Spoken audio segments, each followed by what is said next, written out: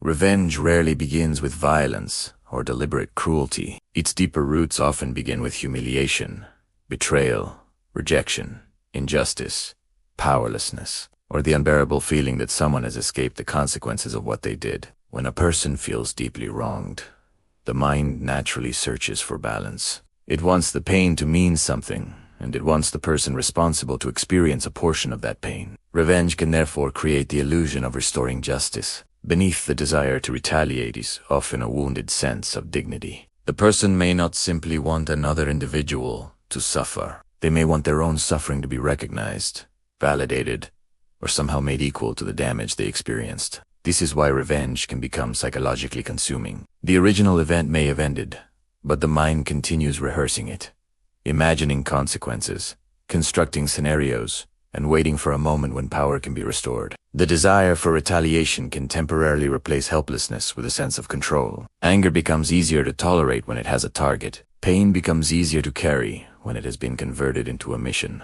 But this transformation comes with a hidden cost. The person who remains mentally attached to revenge continues allowing the offender to occupy psychological space long after the original injury has passed. Their attention remains organized around the person they claim to despise. Revenge can therefore create an unusual form of attachment, in which hatred maintains the connection that the person consciously wants to escape. The hidden roots of revenge often lie in the desperate need to recover power after feeling powerless. When someone experiences betrayal, humiliation, or injustice, they may feel that something important was taken from them. Retaliation promises to reverse that imbalance, yet revenge rarely restores what was originally lost. It may create temporary satisfaction, but the deeper wound can remain untouched because no punishment can completely rewrite the past. The mind may then demand another form of retaliation, creating a cycle in which anger requires continual reinforcement. This is particularly dangerous when identity becomes organized around grievance. The person begins seeing themselves as the one who was wronged and the other person as the one who must suffer. Every new thought is interpreted through that conflict. Healing does not require denying injustice or pretending that harmful behavior was acceptable. Accountability and revenge are psychologically different. Accountability seeks responsibility and protection.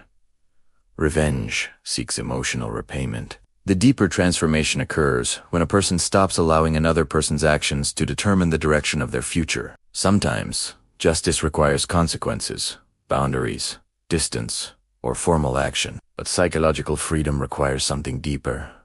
Refusing to let the person who caused the wound continue controlling your inner world. You may never receive the apology you wanted. You may never see the other person suffer in the way you imagined. You may never receive perfect justice. Yet, your life can still move forward. Revenge loses its power when the person understands that the strongest response is not always making the offender hurt. Sometimes it is becoming unreachable to the cycle that the offender created. It is rebuilding what was damaged, protecting what remains, and refusing to sacrifice more of your life to the injury. The deepest victory is not watching someone else fall. It is reaching a point where their downfall is no longer necessary for your peace.